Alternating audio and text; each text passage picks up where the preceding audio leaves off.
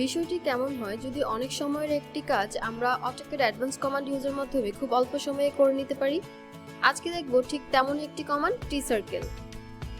TCIRCLE কমান্ডের মাধ্যমে কিভাবে একটি টেক্সটে আমরা সার্কেল, স্লট অর রেক্টেঙ্গুলার শেপে এনক্লোজ করতে পারি। যেমন এখানে আমরা দেখতে পাচ্ছি সার্কুলার টেক্সটটি সার্কুলার শেপ দিয়ে এনক্লোজ করা, স্লট টেক্সটটি স্লট শেপ দিয়ে এবং রেক্টেঙ্গুলার টেক্সটটি রেক্টেঙ্গুলার শেপে এনক্লোজ করা। তো আমরা AutoCAD-এ চলে যাই। যখন আমরা এমন ধরনের কাজ করি তখন আমাদের টেক্সটকে নির্দিষ্ট একটি শেপ দিয়ে এনক্লোজ করতে হয়। তো এই এনক্লোজটি যদি আমরা ম্যানুয়ালি করতে চাই তাহলে অনেক সময় লাগবে। তো অল্প সময়ে এই কাজটি করার জন্য আমরা ইউজ করব TCIRCLE কমান্ডটি। TCIRCLE কমান্ডটি অ্যাক্টিভ করার জন্য আমরা এক্সপ্রেস টুলস ট্যাব থেকে টেক্সট প্যানেলে এসে এনক্লোজ ইন অবজেক্টটিতে ক্লিক করলে আমাদের কমান্ডটি অ্যাক্টিভ হয়ে যাবে, অথবা আমরা শর্টকাট ইউজ করতে পারি কিবোর্ড থেকে TCIRCLE লিখে এন্টার প্রেস করলে আমাদের কমান্ডটি অ্যাক্টিভ হয়ে যাবে। তো এই পর্যায়ে আমি TCIRCLE কমান্ডটি আপনাদেরকে একটু বিস্তারিত দেখিয়ে দিচ্ছি। কমান্ডটি অ্যাক্টিভ করার পর আমাকে বলছে সিলেক্ট অবজেক্ট। তো এখানে আমি যে টেক্সটের মধ্যে এনক্লোজ বা কভার ইউজ করতে চাচ্ছি ওই টেক্সটটিকে সিলেক্ট করব। যেমন এই টেক্সটের মধ্যে আমি একটি সার্কুলার শেপের এনক্লোজ বা কভার ইউজ করতে চাচ্ছি, আমি টেক্সটটিকে সিলেক্ট করলাম। আমরা চাইলে একাধিক অবজেক্টও একসাথে করতে পারি। তো আপাতত আমি একটি অবজেক্টকে সিলেক্ট করলাম। সিলেক্ট করার পর এন্টার প্রেস করব। এন্টার প্রেস করার পর এখন আমার কাছে চাচ্ছে এন্টার ডিসটেন্স অফসেট ফ্যাক্টর, মানে আমি কভারটি টেক্সট থেকে কতটুকু ডিসটেন্স ঘিরে ক্রিয়েট হবে ওটাই আমাদেরকে এখন দিতে হবে। তো এখানে আমি টেক্সট সাইজ অনুযায়ী এখন কভার দিচ্ছি 0.3।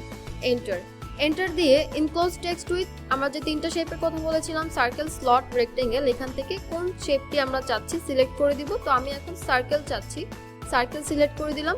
সিলেক্ট করে দেওয়ার পর আরো দুটো অপশন এসেছে আমাদের কাছে, কনস্ট্যান্ট এন্ড ভেরিয়েবল। তো আপাতত আমি কনস্ট্যান্ট দিচ্ছি, দুটার মধ্যে পার্থক্য আমরা দেখব। কনস্ট্যান্টে ক্লিক করলাম। ক্লিক করার পর সাথে সাথে আমরা খেয়াল করব যে আমাদের টেক্সটটিকে ঘিরে একটি এনক্লোজ বা কভার চলে এসেছে। তো আমি আবারও TCIRCLE কমান্ডটিকে অ্যাক্টিভ করে নিব। কিবোর্ড থেকে TCIRCLE লিখে এন্টার প্রেস করব। এন্টার প্রেস করার পর এখানে আমার তিনটি টেক্সট আলাদা আলাদা রয়েছে, তো আমি তিনটি টেক্সটকে একসাথে সিলেক্ট করব। সিলেক্ট করার পর এন্টার প্রেস করব। এন্টার প্রেস করার পর অফসেট ডিসটেন্স সেমই দিয়ে দিচ্ছি 0.3 দিয়ে এন্টার প্রেস করব। দেন এখান থেকে আমরা সার্কেল শেপটিকে সিলেক্ট করব। সিলেক্ট করার পর এখন দেখবো আমরা কনস্ট্যান্ট এন্ড ভেরিয়েবলের মধ্যে পার্থক্য। তো আমি আপাতত কনস্ট্যান্টটিকে সিলেক্ট করছি। সিলেক্ট করে দেওয়ার পর আমাদের সাথে সাথে এনক্লোজটি চলে এসেছে। তো আবার আমরা TCIRCLE কমান্ডটিকে অ্যাক্টিভ করব। অ্যাক্টিভ করে আবার এখানে যদি আমরা খেয়াল করি তাহলে দেখবো তিনটা ডিফারেন্ট ওয়ার্ড আছে। তো তিনটা টেক্সটকে একসাথে সিলেক্ট করব। সিলেক্ট করে এন্টার প্রেস করব। এন্টার প্রেস করার পর অফসেট ডিসটেন্স সেমই 0.3 দিয়ে দিলাম, দিয়ে এন্টার প্রেস করব। এখন আবারও সার্কেল শেপ সিলেক্ট করব। এবার আমরা ভেরিয়েবল অপশনটি সিলেক্ট করব। ভেরিয়েবল সিলেক্ট করার সাথে সাথে আমরা দেখতে পাবো যে আমাদের কনস্ট্যান্ট এবং ভেরিয়েবলের মধ্যে পার্থক্যটা কি। যদি আমরা এখানে খেয়াল করি তাহলে আমরা দেখব মেজার করার জন্য যেহেতু সার্কুলার শেপ আমি অ্যানোটেশন থেকে রেডিয়াস ডাইমেনশনটি নিয়ে নিচ্ছি, নিয়ে সিলেক্ট করব। প্রত্যেকটি সার্কেলের রেডিয়াস রয়েছে আমাদের 29। আর আমরা ভেরিয়েবলে যদি খেয়াল করি তাহলে দেখব আমাদের টেক্সট অনুযায়ী আমাদের যে এনক্লোজ বা কভারটা ওই কভারটা অটোমেটিক্যালি চলে এসেছে। তো যখন আমরা একই ধরনের এনক্লোজ বা সেম এনক্লোজ চাইবো তখন আমরা কনস্ট্যান্ট দিয়ে TCIRCLE নিব, আর যখন আমরা টেক্সট অনুযায়ী ডিফারেন্ট এনক্লোজ চাইবো তখন আমরা ভেরিয়েবল দিয়ে TCIRCLE নিব। তো আমরা বাকি দুটো শেপ দেখার জন্য আবারও TCIRCLE কমান্ডটিকে অ্যাক্টিভ করে নিব। অ্যাক্টিভ করে নেওয়ার পর অবজেক্টটিকে সিলেক্ট করব। সিলেক্ট করলাম। সিলেক্ট করার পর এন্টার প্রেস করব। এন্টার প্রেস করার পর ডিসটেন্স আমি 0.3 সেমই রাখছি। এন্টার দিয়ে এখন আমরা স্লট শেপ দেখব। স্লট শেপটিকে সিলেক্ট করব। সিলেক্ট করার পর আবারও কনস্ট্যান্ট এন্ড ভেরিয়েবল যেটা আমাদের প্রয়োজন, তো আমি আপাতত কনস্ট্যান্ট নিচ্ছি। নেওয়ার পর এই ক্ষেত্রে আমাদের আরো এক্সট্রা কিছু অপশন এসেছে, হোয়াইট, হাইট, বোথ।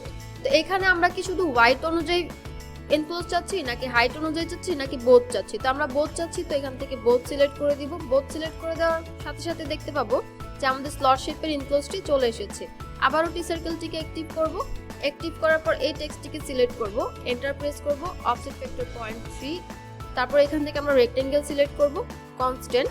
তো রেক্টেঙ্গেল এবং স্লট শেপের ক্ষেত্রে হোয়াইট, হাইট এবং বোথের অপশনটা আসে। তো আমরা এখান থেকে সেম আবার বোথ দিয়ে দিব। দিয়ে দেওয়ার সাথে সাথে খেয়াল করব আমাদের রেক্টেঙ্গুলার এনক্লোজটি চলে এসেছে।